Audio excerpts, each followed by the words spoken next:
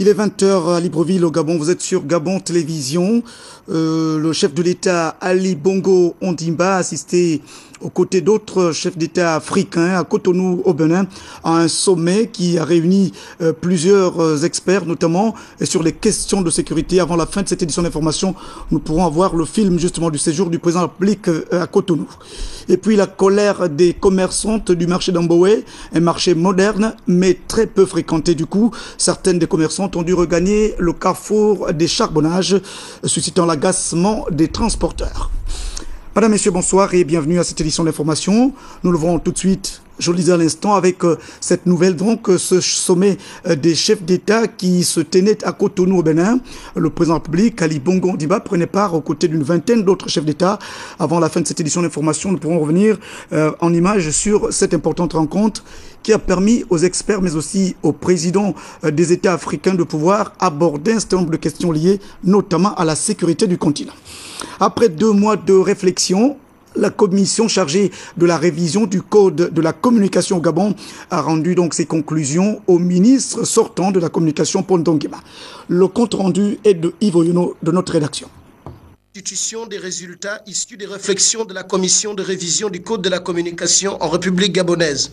Léon Akiovono et tous les commissaires qui ont pris part à la mission qui lui avait été confiée par Paul Ndongema sont venus rendre les conclusions de leurs travaux. La quasi-totalité des 229 articles ont été réécrits. De nombreuses dispositions ont été également soit créées, soit supprimées ou déplacées pour des raisons de cohérence et d'un meilleur cadrage. Le projet que vous allez recevoir compte donc en tout 235 articles, soit 6 de plus que la loi en vigueur. Parmi les innovations majeures du texte ainsi proposé, et dont vous vous êtes vous-même fait l'écho en installant cette commission le 5 décembre dernier, il y a la prise en compte de la communication numérique, un pan entier du secteur qui ne figure pas dans la loi 12/2001. D'autres omissions ont été corrigées, comme celle relative aux accréditations. Pour tous les communicateurs présents, la révision de l'ancien code s'imposait. Pour ceux qui viennent après nous, je crois qu'ils ont un outil de travail conséquent et dans lequel ils peuvent se sentir à l'aise. Nous avons pris goût à la tâche et cette bonne impression, cette impression positive est confirmée aujourd'hui par la cérémonie qui vient d'être organisée par le ministre de la Communication. Nous avons pu définir désormais le cyberjournaliste, le cyberpubliciste et bien d'autres métiers qui tournent autour de la cyberlégislation. Au cours de cette rencontre qui s'est tenue dans le cadre de l'expédition des affaires courantes, le ministre Ndongema a trouvé les mots justes pour exprimer sa satisfaction.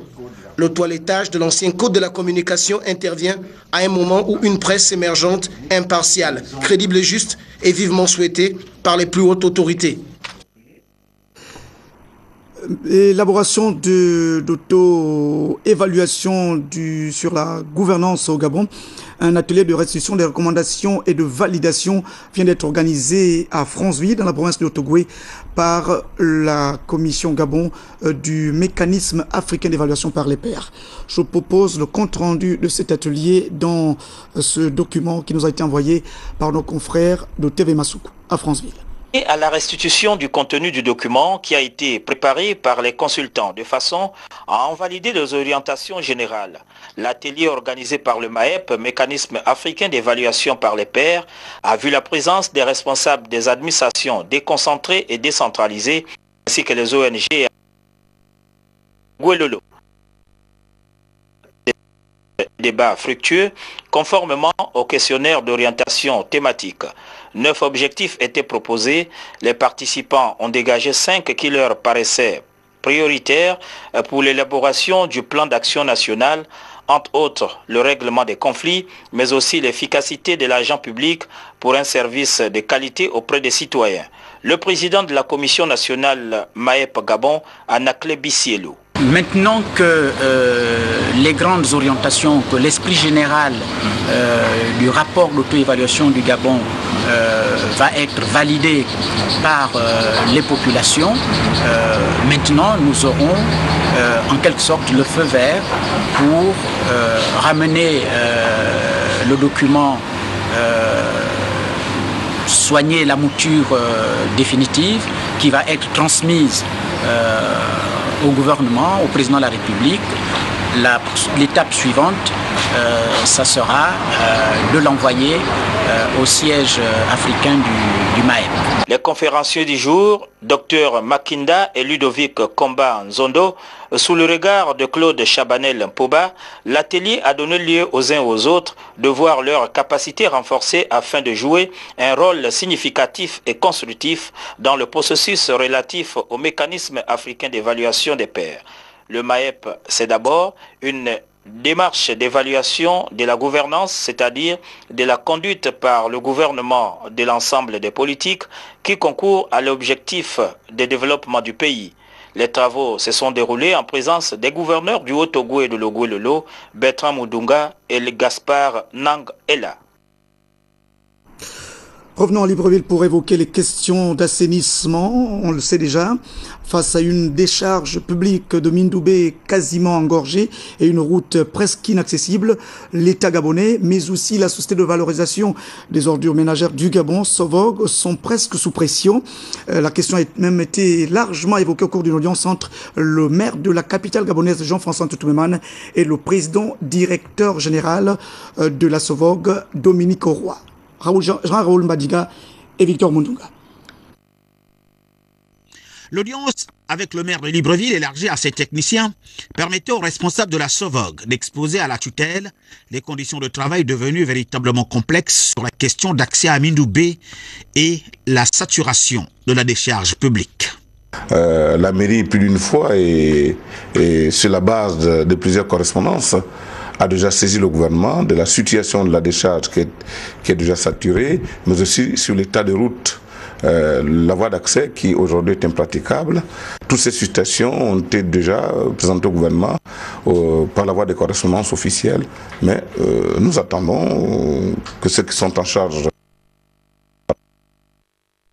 SOVOG, s'agissant bien entendu de la décharge et de la voie d'accès, puissent répondre le plus rapidement possible. Les deux parties sont tombées d'accord sur quelques pistes de solutions qui nécessiteront moyens, temps et même un risque de santé. Nous avons examiné de voir comment agrandir un peu ce site en déplaçant une petite rivière de quelques dizaines de mètres, en demandant aux populations qui vivent sur cette décharge de pouvoir qu'ils puissent aller habiter ailleurs pour retrouver un espace pour durer encore le temps que le centre définitif puisse se mettre en œuvre. Je dirais que si la volonté politique, et je sais que celle du président existe, pour que les choses avancent, dans quelques mois, les choses pourront être réglées, mais malheureusement, l'urgence actuellement, on est au sommet d'une pyramide, il n'y a plus de place. La situation provoquée par la décharge et la route place le gouvernement sous pression, position de la SOVOG face au ministère de l'Intérieur, mais aussi aux finances. Tous les mois, nous écrivons au ministre de l'Intérieur en tant que ministère de tutelle des collectivités locales, au ministre de l'Économie et des Finances et du Budget, qui est notre ministère de tutelle, pour leur signaler la situation financière bien sûr de l'entreprise. Parce que vous savez, depuis 10 ans, SOVOG continue à travailler avec la même subvention. Pourtant, les salaires ont augmenté, le carburant a augmenté, la ville s'est étendue et donc la vie coûte cher aujourd'hui par rapport à 2002 et tous ces aspects sont signalés dans la convention de concession, donc l'article 29. Et nous avons demandé aux autorités de pouvoir appliquer cet article pour nous permettre de garder l'équilibre du projet, sinon auquel cas on ne pourra pas y arriver. Préoccupé par la formation du nouveau gouvernement, la question de l'insalubrité pourrait constituer une priorité pour le chef de l'État à inscrire au chapitre des urgences. À côté de l'insalubrité, il y a aussi le problème des marchés qui constitue un véritable casse-tête pour la municipalité de Libreville, en l'occurrence. Le marché d'Amboé, dans le premier arrondissement de la capitale gabonaise, est un des plus modernes, mais curieusement les moins fréquentés. Les femmes, certaines d'entre elles qui vendent sur le marché, ont dû d'ailleurs le déserter pour aller s'installer à nouveau sur les abords du carrefour des charbonnages, suscitant du coup l'agacement chez les transporteurs notamment des clandestins. Je propose cette enquête de Jean-Éric Nzengi et de Pierre Claverella. Au marché d'Amboué, plusieurs étals restent inoccupés, faute de commerçantes. Nombre d'entre elles ont déserté le lieu pour s'installer au carrefour Charbonnage. Les commerçantes restent fidèles au marché municipal déplorent cette attitude. Nous nous plaignons de la mairie, parce que la mairie a construit le marché pour dire que les femmes vont venir vendre ici. On est montés tous. Les femmes sont redescendues. Et ils ont construit des kiosques. Ils ont mis d'autres femmes. Et les femmes ici se plaignent parce que toute la marchandise que nous vendons ici, c'est au carrefour. Avec les femmes qui sont dans les kiosques de la mairie. Et les autres aussi ont plié bagages à les vendre là-bas. Nous, les rescapés, nous avions dit, nous restons ici parce que la mairie a construit une maison pour tout le monde. Et au lieu que nous restons ici, tout le monde va là-bas. Il reste quelques femmes que vous voyez là. Vous avez vu. Et quand on leur parle de ça, ils disent oh, oui, on va faire. Ils ne viennent pas faire.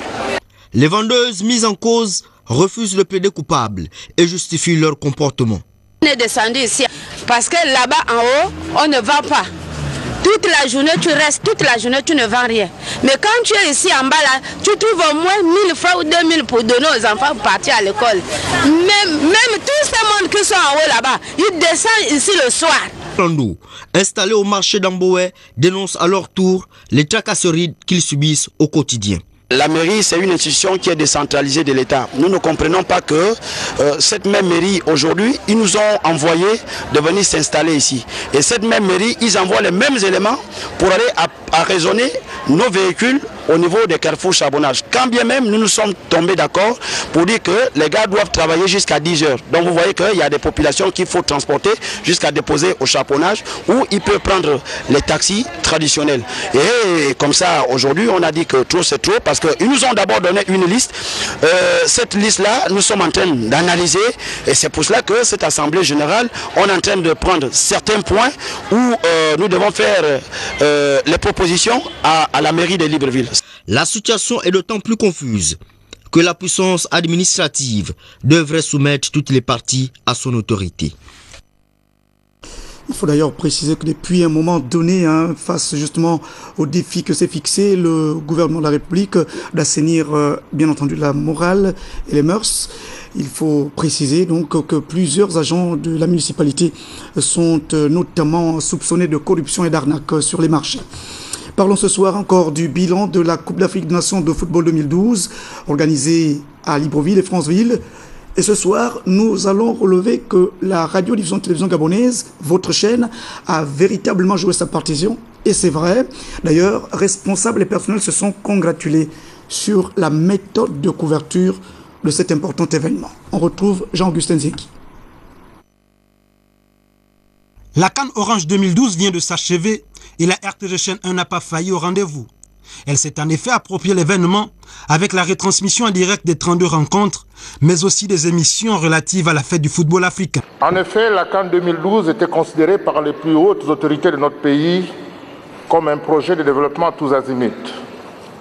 C'est pourquoi nous nous sommes appropriés l'événement en déployant plus d'une centaine de personnes pour vous faire vivre en direct et en intégralité les 32 matchs de cette CAN, aussi bien à la radio qu'à la télévision. Aussi, au-delà du plateau spécial de la CAN, qui est un classique à la RTG avec les consultants, nous vous avons proposé une offre locale au commentaire, en nous conformant aux normes modernes des principes du commentaire en direct, à savoir le J1 qui s'occupe du descriptif et le consultant de l'explication technique et tactique. Satisfait du travail abattu par les agents de la première chaîne de télévision gabonaise, le directeur général a remercié les plus hautes autorités gabonaises, en tête desquelles le chef de l'État Ali Bongo Ondimba, qui n'a ménagé aucun effort pour mettre à la disposition des communicateurs des moyens leur permettant de mener à bien leurs tâches quotidiennes. Chers confrères, chères consoeurs, je voudrais très simplement vous dire ce soir notre légitime fierté pour la réussite de la couverture médiatique de la CAN 2012. Comme vous le savez, la CAN 2012 était pour nous un défi Et je peux affirmer cet après-midi que nous avons su, grâce à votre engagement, grâce à votre détermination, relever le défi médiatique de la couverture de la CAN 2012. Je voudrais remercier également le président de la République pour l'appui apporté aux chaînes pour leur permettre de relever ce défi par le renforcement des capacités techniques, car au-delà de la valeur des hommes, si les moyens techniques ne suivent pas, eh bien, nous ne pourrons pas être capables d'atteindre les objectifs escomptés. A souligné que la RTG Chaîne 1 a également eu le soutien des divers opérateurs économiques. Il faut dire que la méthode de couverture adoptée par la radiodiffusion télévision gabonaise chaîne 1 sur justement cet événement important, la Coupe d'Afrique des Nations de football organisée à Libreville et Franceville, a donc révélé un certain nombre de communicateurs, notamment Marie-Josée Ndombi, une dame de notre rédaction et qui finalement est devenue la spécialiste des sciences. Jean-Augustin Zengui et Arnaud Menga nous font découvrir cette ravissante blanche, mais surtout intelligente. Au nom du gouvernement de la République sortant, Paul Biogemba a décerné à Marie-Josée Ndombi le diplôme de l'excellence pour son travail remarquable dans la mise en valeur de la recherche scientifique gabonaise. Notre consoeur n'a pas caché ses émotions après cette distinction. C'est un sentiment de satisfaction morale parce que ce diplôme de l'excellence qui m'a été décerné par le gouvernement de la République n'est qu'une récompense par rapport au travail abattu pendant ces quelques années dans le cadre de la valorisation et surtout de la médiatisation des activités dans le domaine de la recherche scientifique gabonaise. C'est vraiment une joie et je pense que cette fierté est partagée par l'ensemble des communicateurs de notre structure. Marie-Josée Ndombi, qui a ouvert la voie de la spécialisation en journalisme, fête aujourd'hui la fierté de la hiérarchie. C'est un diplôme qui consacre la reconnaissance du travail effectué par Madame Ndombi durant ces années dans le cadre de la médiatisation des activités scientifiques, des activités de recherche dans notre pays. C'est la preuve que par l'effort, par la persévérance, eh bien, on peut arriver à des résultats satisfaisants. Notre consoeur qui a reçu les félicitations de ses collègues est également détentrice du diplôme de reconnaissance décerné en 2008 par le ministère de la Défense nationale. En tout cas, certainement que c'est pas fini, Marie-Josée Ndombi. Matière grise encore, cette fois pour parler donc des soutenances de mémoire pour la première promotion des étudiants de l'école de management au Gabon. Et c'est encore elle, Marie-Josée Ndombi, qui nous rapporte ces séances. Créée en juillet 2010, l'école de management du Gabon, qui assure la formation en DUT, licence et master professionnel en développement durable, ressources humaines, gestion des entreprises et des administrations, hygiène, sécurité et environnement, a procédé aux premières soutenances dans les filières finance, logistique et transport. Les 4 candidats du jour ont, au terme des échanges, convaincu le jury, présidé par le docteur Makanga Jean-Bernard, maître assistant à l'université Omar Bongo, d'où le satisfecit des intéressés qui ont pour la plupart obtenu une note de 17 sur 20 avec mention très bien. Le choix du thème a été donné par M. Elassima, juriste en droit maritime des affaires, vu que ce choix cadrait déjà bien avec ma formation. Donc, je suis allé en entreprise SCCG, proposer le thème, déposer et ils ont validé. Je ne peux que m'en féliciter et dire merci en fait. Mon sujet a traité sur l'évaluation du système de traitement des factures dans une entreprise d'exploitation de bois, cas de Vosges Gabon. J'ai apporté quelques suggestions justement, notamment l'emploi ou l'utilisation d'un nouveau logiciel de traitement de factures, Sage X3, afin d'informatiser déjà ce service et faire en sorte que le système puisse être fluide, souple et s'arrimer aux nouvelles technologies. Koui Kwele Daphné Anaël a orienté son travail de fin d'études sur le suivi du trafic des wagons grumiers, cas de la CETRAG, tandis que Oyeni Damas soutenait sur l'impact du matériel roulant dans le processus de réception, d'expédition et de livraison des marchandises. Parlons un peu de politique dans cette édition d'information pour vous dire que le Parti démocratique gabonais, le parti du chef de l'État, Ali Bongo Ondimba, prépare dans un mois son 44e anniversaire de sa création bien sûr. Et sur le terrain, les états-majors se bousculent, les réunions préparatoires se succèdent. Nous allons tout de suite aller à Bikele où une réunion a été suivie par Charles Oganda Maganga et Olivier Antonio.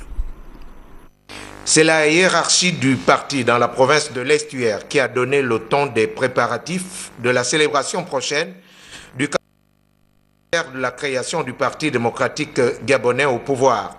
Réunis autour du membre du comité de concertation, Paul Biogemba, les responsables politiques de l'Estuaire, ministres, parlementaires, députés et sénateurs, élus locaux et communaux et autres cadres administratifs ont ensemble examiné les principaux aspects pour organiser ce 44e anniversaire de la manière la plus réussie possible, comme l'année dernière et les années avant. C'est pour ça que nous avons regardé les problèmes logistiques, les problèmes festifs, les problèmes financiers, les problèmes de répartition des tâches. Nous avons pris des dispositions pour que nos membres du Bureau national de l'UFPDG aient de quoi travailler, préparer cette manifestation, les entraînements, le dispositif qu'il faut pour que les femmes soient transportées correctement, à l'aller comme au retour. Tous les mécanismes ont été examinés. Outre les modalités liées à la bonne organisation de cet événement dans leur province, les hiérarques du PDG qui tiennent à donner un cachet particulier au 12 mars de cette année et dont la plupart viennent de passer avec brio l'épreuve de l'élection législative de décembre dernier, ont reçu de la part du chef de la majorité parlementaire félicitations et encouragements au lendemain de la confirmation de leur vote par la Cour constitutionnelle. Voilà, donc au regard de la présence des personnalités politiques du Parti démocratique gabonais pour l'Estuaire, on comprend que la province voudrait donc battre le record des éditions et des anniversaires précédents. Parlons maintenant religion avec bien sûr l'église évangélique du Gabon qui tient son synode régional au Goué-Estuaire. Les travaux qui s'achèvent ce dimanche pointent des réformes en perspective. C'est donc Prosper Bemba Matembe et Joseph Biogué qui nous en disent un peu plus. Un synode régional de l'Ogo-Estuaire, rehaussé par la présence du président de l'église évangélique du Gabon, le révérend pasteur Assoumou Zaondo. Pendant 3 jours, les synodos vont devoir désamorcer la crise larvée ayant récemment secoué la région synodale de l'Ogo-Estuaire. Il y a eu une petite crise au niveau de la région synodale de l'Ogo-Estuaire, qu'il nous manquait un bureau régional. Au cours de ce synode, nous aurons à mettre en place un nouveau bureau régional qui doit désormais conduire la région synodale de l'Ogo-Estuaire. Le synode régional de l'Ogo-Estuaire va également statuer sur la fin du système rotatoire de la présidence de l'église évangélique du Gabon, initié depuis 1997. Nous sommes appelés aujourd'hui à réformer notre église, surtout notre région synodale. Nous voyons qu'à un certain moment, nous sommes aussi à la fin du système rotatoire. Il serait mieux que la région synodale de l'Ogo-Estuaire, qui fait la lumière de la République gabonaise, parce que la région synodale de l'Ogo-Estuaire, sa direction est basée à Libreville. Il faut que nous réformions certaines manières de faire. Pourquoi ne pas voir un jour un originaire de l'Ogo-Estuaire comme président régional du Wellington ou bien d'une thème? Pourquoi pas aussi un originaire du Wellington être à la tête de la région synodale de l'Ogo-Estuaire? Toutes ces choses-là, la région synodale de l'Ogo-Estuaire est appelée à réfléchir parce que nous sommes appelés à réformer. Au moment où le monde actuel est en réforme, je pense que l'Église ne doit pas rester en arrière. L'un des objectifs de ce synode régional est donc d'apporter la calmie dans la région synodale de l'Ogo-Estuaire à travers la mise en place d'un bureau devant ramener la sérénité.